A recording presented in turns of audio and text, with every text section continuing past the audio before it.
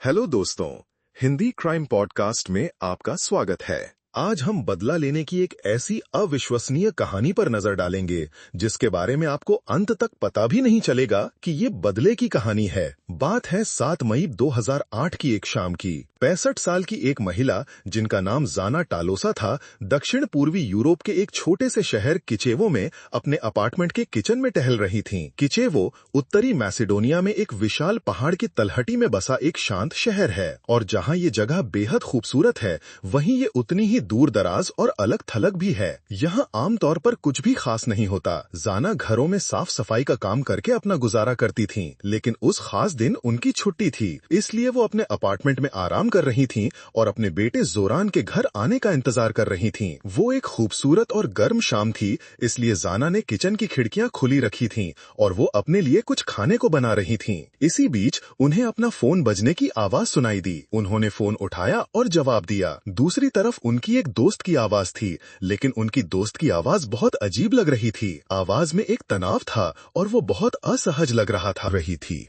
उन्होंने जाना से पूछा कि क्या वो अभी न्यूज देख या सुन रही हैं? क्या उन्होंने रेडियो या टीवी चालू किया है? जाना ने कहा, नहीं, क्यों? तब दोस्त ने बताया कि अभी हर न्यूज चैनल पर उनके शहर में हुए एक बड़े और भयानक ट्रैफिक एक्सीडेंट की खबर आ रही है, और दुर्भाग्य से जाना का बेटा जोरान, जिसका वो घर आने का इंतजार कर रही थी, उस एक्सीडेंट में शामिल था। ये सुनते ही जाना के गले से एक दबी हुई चीख निकली। उन्होंने खाना बनाने का सामान वहीं गिराया और दरवाजे की तरफ भागी। जब वो बाहर निकली तो उनके एक पड़ोसी ने उन्हें देखा और चिल्लाकर पूछा, अरे सब ठीक तो है? जाना सड़क की ओर भागते हुए बस इतना ही कह पाईं कि उनका बेटा घायल हो गया है और वो हॉस्पिटल जा रही हैं। उस पड़ोसी ने देखा कि जाना सड़क पर दौड़ती हुई एक कोने से मुड़कर गायब हो गईं। जाना के पास अपनी कोई कार नहीं थी, इसलिए वो सचमुच दौड़कर हॉस्पिटल जा रही थी, ये पक्का करने के लिए कि उनका बेटा ठीक है। थोड़ी देर बाद उसी पड़ोसी ने, जिसने जाना को कोने से गायब होते देखा था, अपने दरवाजे पर दस्तक सुनी। पड़ोसी ने दरवाजा खोला और बाहर खड़े शख्स को देखकर पूरी तरह से चौंक गया। बाहर जाना का बेटा जोरान खड़ा था, जिसे किसी भी तरह की कोई चोट नहीं आई थी। इससे पहले कि पड़ोसी कोई सवाल पूछ पाता, जोरान, जो खुद भी काफी कंफ्यूज्ड लग रहा था, ने पड़ोसी से कहा, क्या आपने मेरी माँ को देखा है? हमें साथ में डिनर करना था और वो मुझे बताए बिना कहीं चली जाए, ऐसा कभी नहीं होता। पड़ोसी बस एक पल के लिए जोरान को घूरता रहा। उसे समझ नहीं आ रहा था कि यहाँ क्या हो रहा है। फिर पड़ोसी ने कहा, 1 मिनट रुको जोरान, क्या तुम्हारा कार एक्सीडेंट हुआ था? जोरान ने कहा, नहीं, आप क्या बात कर रहे हैं? तब पड़ोसी ने जोरान को पूरी बात बताई कि कैसे उन्होंने उसकी माँ को बाहर भागते हुए देखा था और वो कह रही थीं कि उनके बेटे का एक्सीडेंट हो गया है और वो हॉस्पिटल जा रही हैं। जोरान भी पड़ोसी की तरह ही इस बात से हैरान था।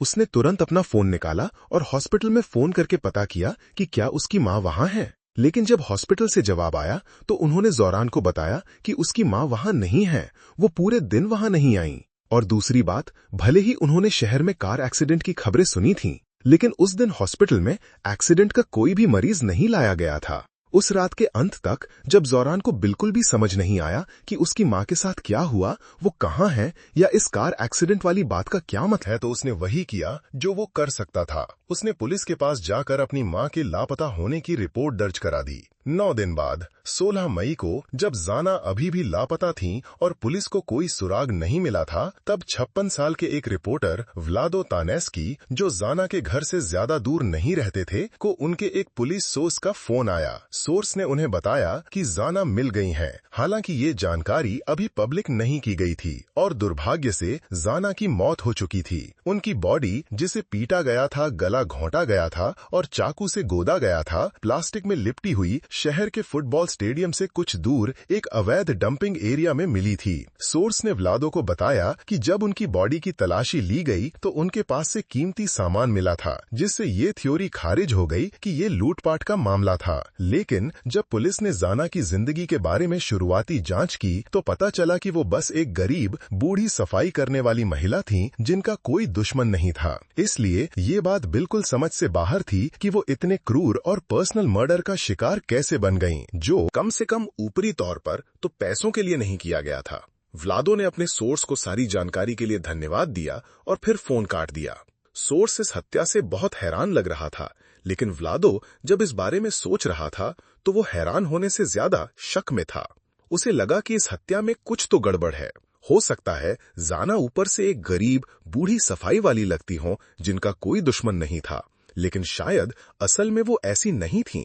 शायद वो कोई सीक्रेट लाइफ जी रही थीं जिसकी वजह से उनकी जान चली गई, या शायद उन्होंने कुछ ऐसा देख लिया था जो उन्हें नहीं देखना चाहिए था और इसलिए उन्हें मार दिया गया।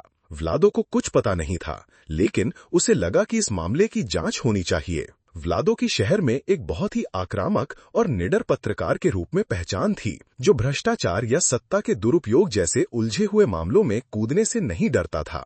वो मामले की तह तक जाता था और ऐसे आर्टिकल छापता था जिसमें वो सरकार, पुलिस या सत्ता में बैठे किसी भी व्यक्ति की कड़ी आलोचना करता था। अपने 30 साल के करियर में इस तरह काम करने की वजह से व्लादो को कई बार हिंसा की धमकियां भी मिली थीं, लेकिन इसके बावजूद व्लादो जानता था कि जाना मर्डर केस उसे एक बार फिर मुश्किल में डाल सकता है। फिर भी उसे लगा कि इस मामले की तह तक जाना और सच सामने लाना उसकी जिम्मेदारी है।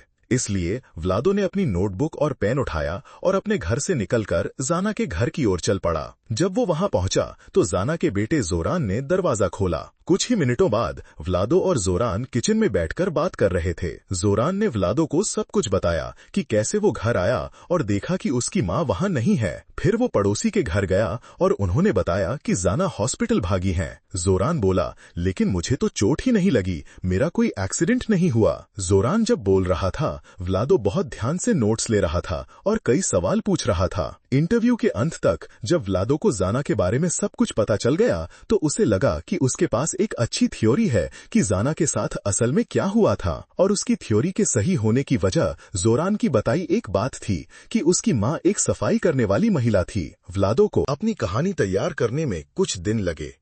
उसे आस पड़ोस के दर्जनों और लोगों का इंटरव्यू करना पड़ा। आखिरकार 19 मई को यानी जाना की लाश मिलने के ठीक 3 दिन बाद व्लादो ने अखबार में एक कहानी छापी। कहानी की हेडलाइन धमाकेदार थी, कीचेवो में घूम रहा है एक सीरियल किलर। कहानी में व्लादो ने लिखा कि जाना की हत्या कोई अकेली घटना नहीं थी, बल्कि उनकी हत्या 2 और महिलाओं की हत्याओं से जुड़ी हुई थी, और ये दोनों पीड़ित भी जाना की तरह ही दिखती थीं। वो भी गरीब बूढ़ी औरतें थीं जो सफाई का काम करती थीं। यही वजह थी कि जब व्लादो जोरान से बात कर रहा था और जोरान ने अपनी माँ के बारे में बताया तो व्लादो को उन दूसरी पीड़ितों की याद आ गई और उसने सारे तार जोड़ दिए। दूसरी 2 पीड़ित थीं 64 साल की मित्रा सिमियानोस्का, जिनकी 2005 में हत्या हुई थी, और 56 साल की लुबित्सा लिचौस्का, जिनकी 2007 में हत्या हुई थी। व्लादो की कहानी ने तहलका मचा दिया क्योंकि वो कह रहा था कि शहर में एक सीरियल किलर खुलेआम घूम रहा है। लेकिन कहानी इसलिए भी विस्फोटक थी क्योंकि व्लादो ने जांच में शामिल पुलिस की भी कड़ी आलोचना की थी।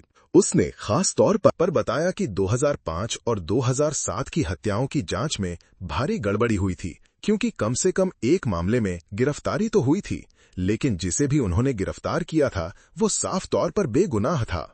व्लादो की राय में पुलिस ने पूरी तरह से लापरवाही बरती थी। जब पुलिस ने व्लादो की कहानी पढ़ी तो वे उससे बहुत नाराज हुए क्योंकि उसने उनकी इतनी आलोचना की थी। हालांकि पुलिस ने यह भी देखा कि व्लादो ने अपने इंटरव्यू से कई नई बातें उजागर की थीं, जिनसे वाकई एक सीरियल किलर की तस्वीर बन रही थी। इसलिए व्लादो की कहानी के आधार पर पुलिस ने असल में एक सीरियल किलर की जांच शुरू कर दी। उन्होंने तीनों हत्याओं को जोड़ा और एक नई जांच शुरू की। लेकिन जैसे ही उन्होंने ये नई जांच शुरू की, व्लादो ने नोटिस किया कि पुलिस हर समय उसका पीछा कर रही है। वो शहर में अपना काम कर रहा होता, लोगों का इंटरव्यू ले रहा होता और कहीं दूर एक पुलिस वाला खड़ा होकर उसे देख रहा होता। लेकिन व्लादो को अंदाजा था कि उसे पुलिस से किसी न किसी तरह की प्रतिक्रिया का सामना करना पड़ेगा, इसलिए उसने मान लिया कि वे उस पर नजर रखेंगे और शायद उसे डराने की कोशिश करेंगे। पर इससे उसे कोई फर्क नहीं पड़ने वाला था, क्योंकि उसने अपना काम किया था। उसने कहानी को सबसे अच्छे तरीके से रिपोर्ट किया था, और अगर वे उसे दूर से देखना चाहते थे तो देख सकते थे। जून की शुरुआत तक, यानी जाना की लाश मिलने के लगभग 2 हफ्ते बाद, पुलिस ने अपनी नई सीरियल किलर जांच में संदिग्धों के दायरे को, जो सैकड़ों में था, घटाकर सिर्फ 3 लोगों तक सीमित कर दिया था। उन्हें लग रहा था कि वे गिरफ्तारी के बहुत करीब हैं। लगभग 1 महीने बाद 20 जून को पुलिस अभी भी व्लादो का पीछा कर रही थी, लेकिन उन्होंने सीरियल किलर केस के बारे में सार्वजनिक रूप से कुछ नहीं कहा था। वे बस अपनी जांच जारी रखे हुए थे। लेकिन इस दिन 20 जून को अखबार में व्लादो के एडिटर को एक पुलिस अधिकारी का फोन आया, जिसने एडिटर को बताया कि वे सीरियल किलर मामले में एक गिरफ्तारी करने वाले हैं।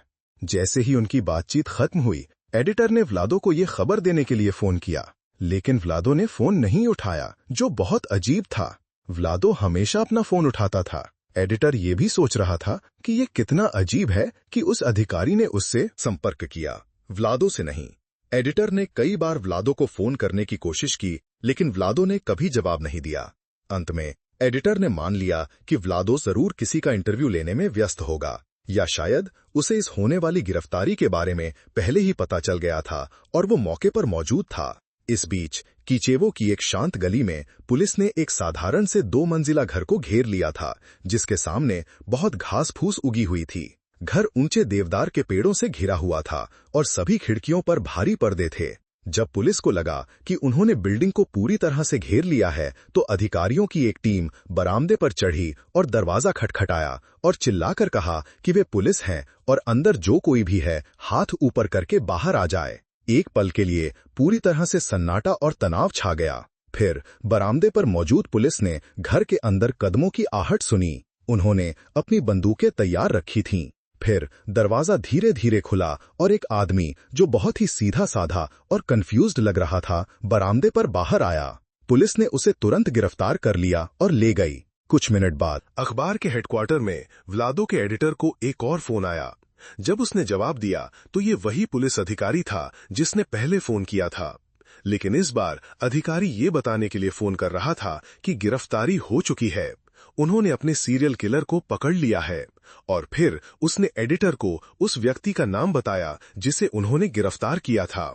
नाम सुनते ही एडिटर के हाथ से फोन छूट गया। सीरियल किलर व्लादो था।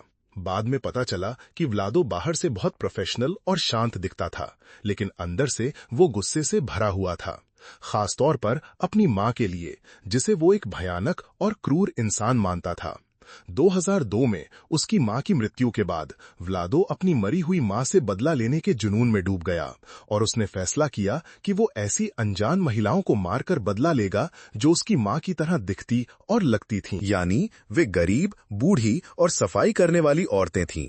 उसके तीनों शिकार 2005 में मित्रा, 2007 में लुबित्सा और 2008 में जाना व्लादो की मां को पर्सनली जानती थीं, और व्लादो ने इसी कनेक्शन का इस्तेमाल अपने हर शिकार का भरोसा जीतने के लिए किया था।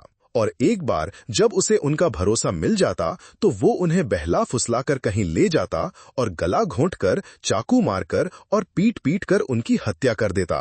अपने सनसनीखेज अखबार के आर्टिकल में व्लादो ने पुलिस को गुमराह करने के लिए कई झूठ बोले थे। जैसे उसने ये कहानी गढ़ी कि उसने एक गवाह से बात की थी जिसने जाना को गायब होने से ठीक पहले 2 आदमियों के साथ कार में बैठते देखा था। ये सरासर झूठ था जो पुलिस को कंफ्यूज करने के लिए बनाया गया था। व्लादो ने ही रेडियो पर जाना के बेटे जोरान के भयानक एक्सीडेंट की झूठी खबर फैलाई थी, जिससे जाना घबराकर घर से बाहर भागी और आसानी से उसका शिकार बन गई। उसने रेडियो स्टेशन पर फोन करके इस एक्सीडेंट के बारे में बताया था, और क्योंकि वो पहले उस रेडियो स्टेशन के लिए काम कर चुका था, इसलिए उन्होंने बिना किसी फैक्ट चेकिंग के उस पर विश्वास कर लिया और खबर प्रसारित कर दी। तो असल में वो पूरा रेडियो ब्रॉडकास्ट जाना को मारने के लिए व्लादो का एक सोचा समझा जाल था। लेकिन जिस चीज ने व्लादो को पकड़वाया वो थी उसके आर्टिकल में लिखी गई कुछ बेहद खास डिटेल्स, जिन्हें पुलिस ने पब्लिक के सामने जाहिर नहीं किया था। कहानी में इन डिटेल्स को शामिल करने का मतलब था कि व्लादो को अंदर की खबर थी। उदाहरण के लिए व्लादो ने लिखा था कि सीरियल किलर द्वारा मारी गई तीनों महिलाओं का गला टेलीफोन के तार से घोंटा गया था, जो मौके पर ही छोड़ दिए गए थे। लेकिन पुलिस ने ये बात पब्लिक को नहीं बताई थी। इसलिए जब उन्होंने कहानी पढ़ी तो उन्हें व्लादो पर बहुत शक हुआ और उन्हें लगा कि वो इन हत्याओं में शामिल हो सकता है। तो जब व्लादो को लग रहा था कि पुलिस सिर्फ उसे डराने के लिए उसका पीछा कर रही है, असल में पुलिस इसलिए उसका पीछा कर रही थी क्योंकि उन्हें लगता था कि वो ही कातिल हो सकता है। और आखिरकार जब उन्होंने व्लादो का डीएनए सैंपल लिया तो ये कंफर्म हो गया कि उनका शक सही था। वही कातिल था। व्लादो की गिरफ्तारी के बाद उस पर तुरंत 3 में से 2 हत्याओं का आरोप लगाया गया और पुलिस तीसरी हत्या का भी आरोप लगाने की तैयारी कर रही थी। वे एक चौथे शिकार की भी जांच कर रहे थे, जिसे शायद व्लादो ने ही मारा हो। लेकिन 23 जून को, यानी व्लादो की गिरफ्तारी के सिर्फ 3 दिन बाद, जेल में उसकी मौत हो गई, एक ऐसे तरीके से जिसका कोई मतलब नहीं बनता था। व्लादो अपनी जेल की कोठरी के अंदर पानी की एक छोटी बाल्टी में डूब गया था, जबकि उस कोठरी में उसके साथ 3 और लोग थे, जिन्होंने कहा कि उन्होंने कुछ भी होते हुए नोटिस नहीं किया। आधिकारिक तौर पर व्लादो की मौत को आत्महत्या करार दिया गया और उसकी मौत के बाद हत्या की सभी जांचें बंद कर दी गईं।